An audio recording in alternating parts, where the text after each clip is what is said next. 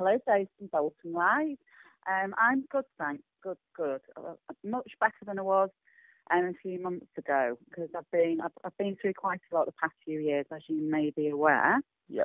With the fly on the wall, con man. Anyhow, I've done a TV series called Serial Swindlers. It's a documentary exposing con men, and that's been shown in Canada, Escape and Travel.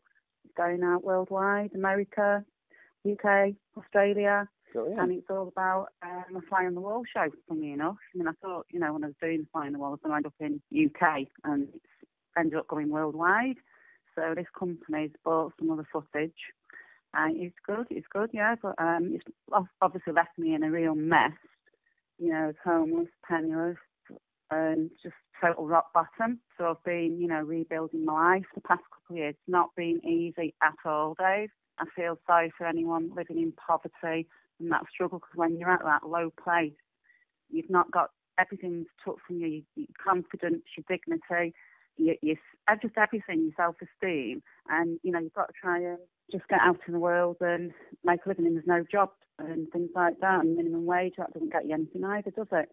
Basically, I have been working on my autobiography. I've been working on that for 2 months, and that's coming along nicely. I've had a very interesting life. It's not always been rock bottom. It's been very exciting, but, from red carpet to the front cover of OK magazine, to being, celebrity overnight, and amazing people I've met, to 60 reality shows, to fitness, to competing with Olympic athletes, winning bodybuilding shows. The appearance on Gladiators as well. The list goes on, yeah, and on.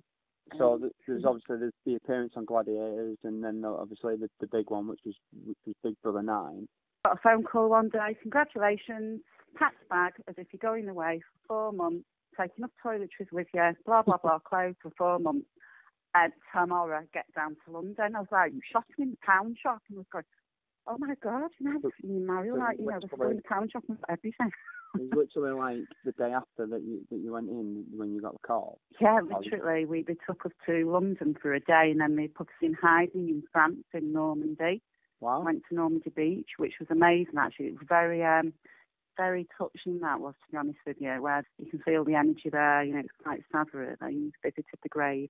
There for 2 weeks, and they prepare you to take your phone off you and everything at that point. They prepare you for the house, so at least you've had 2 weeks of not having your phone, not chatting with your family, and reading papers. We weren't allowed to read any papers if we went in the supermarkets, and we had, someone with us all the time.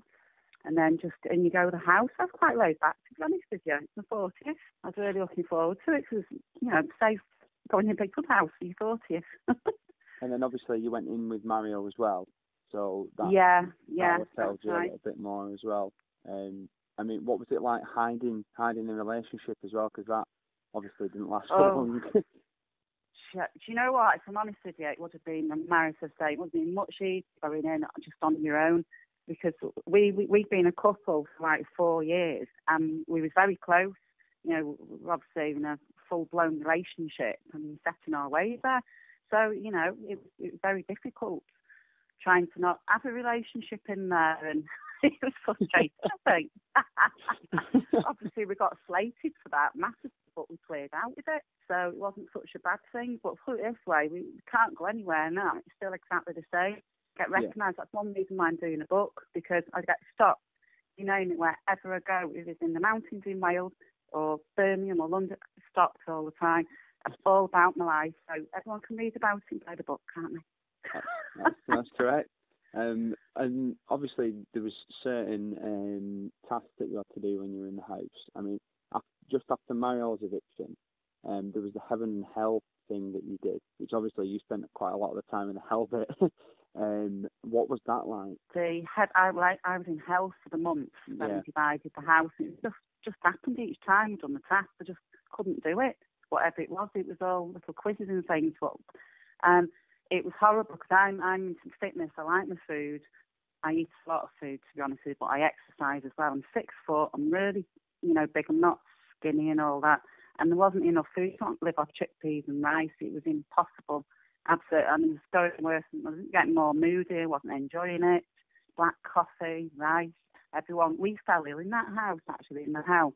And watching them in heaven eating Chinese takeouts every night, it's really, really hard. But, at the end of the, I did get respect to come out to the most amazing cheers. I was in the house for 3 months, and I got fantastic applause and cheers. And I thought, you know what? I was proud of myself and could achieve something there. Yeah, well, there was this, obviously, with the health thing and all the stuff going in, and obviously Mario leaving the house and stuff, there was a time where you just had enough and you tried to escape from the house. And then obviously you were let back in because you didn't technically leave the grounds. And then after that, there was the proposal. What was it like during the proposal? Because obviously it was all done in a really lovely and nice way. So it must have been, for that to happen after the whole hell thing, and then you feeling like you needed to escape from the house, that must have been quite nice. Yeah, well, there was when I booted down the door, and there was a pub just outside the other house, and you could smell the food at night. I thought, I'm going for a pint, stuff it. I'm going for a pint, and I'm going to have 5 pints and a kebab. So I've had enough of this, and I really did want to go. But because I didn't leave the house, they stopped me, security. So they let me go back in, and I had a little crime, and that was the first time I really cracked up in there. But a lot of it was missing my daughter, and obviously missing Mario, and it was just weird. And Mario totally threw me. That I was so overwhelmed. It was amazing at the time, and I was just overwhelmed, so happy at the time. And it's quite sad, really, looking back, how what a nightmare. Things just, the business and pleasure and the con man, it was just too much. Well, but I can't. Well, you touched on the reality series Con Man, and obviously that had a really strong effect on your and Mario's relationship. How did that come about? How were you approached for that? Do you have an agent, or was it just through yourselves? Or we was living in London. We had an agent, yes, and she was putting us forward, casting us for celebrity shows, and she had some great ideas for us. And then we got approached through a very good contact of ours, who was filming with Silver at the time.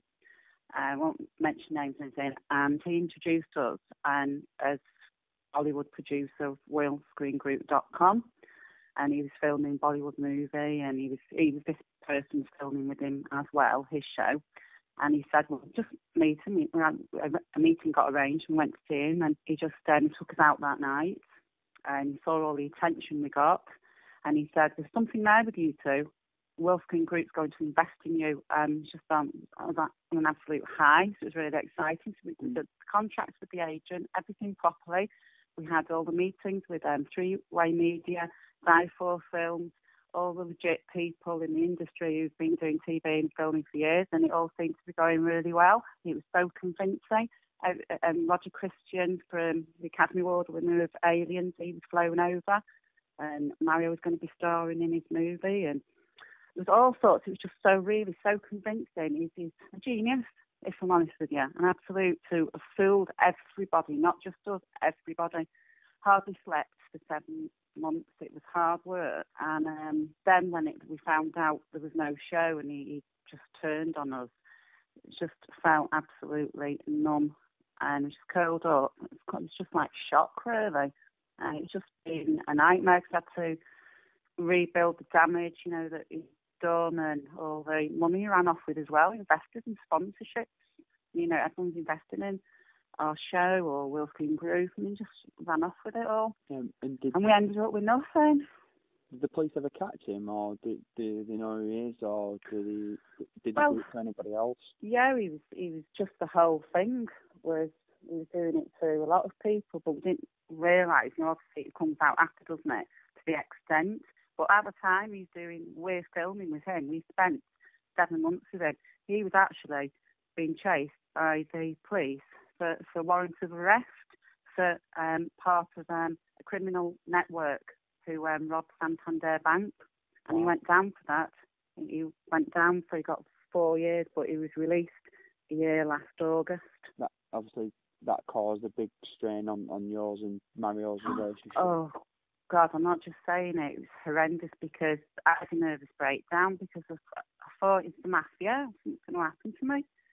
And Mario was stressed. He we both became ill and had breakdowns and everything. And then we was just in a mess, and because we were so exhausted, and the threats he was saying as well. And he said one of his threats was, you'll never work in TV and media again. Well, I've just done a documentary on your old serial swindlers. Ha ha ha.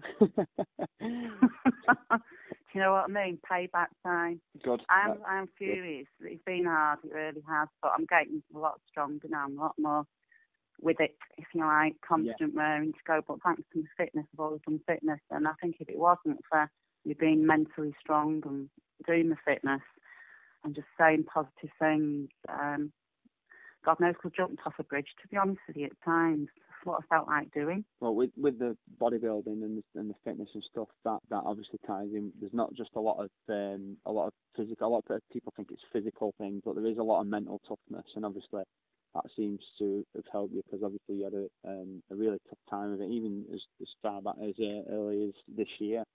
Yeah.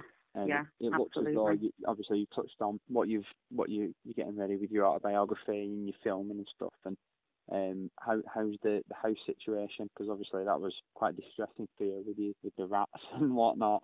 Exactly, the rats, and just a nightmare. Everything's just one thing after another.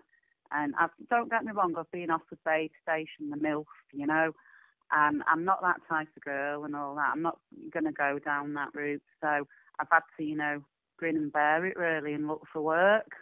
And it's not been easy. You know, I've not had a great deal of support. I've got family and friends that are really good. But when talking of success, you know, I've had to get my confidence back, my head straight, and it's been a lot to go through. So that's where we're at the minute. But I've got some good news regarding our promoting Billy No Lips, the most sparkliest lips in the world. It's a fantastic product. Lasts for 10 hours. And it's all glitzy and glamour. So we've got a bit of glitz and glamour coming back into my life. I've got my book, I've got my documentaries, more TV. I just think it's going to take off overnight. I think it's going to be one of those, like an explosion. It's just, I've that many opportunities soon. I think I can just see all this happening. So I'll be picking and choosing, you know, and I do feel well. I feel ready for it now. Fantastic. Not interested in men, really. To be honest with you, I get mired to death. Messages all the time, asking me out, but I've got to get my life straight first. Great, that's a great attitude to have. One thing to mention is I am a patron of the Shannon Bradshaw Trust. I've been involved with them a lot, and they've been really supportive, and I do, you know, a lot for the, you know, planning on doing a lot more for them as well in the future.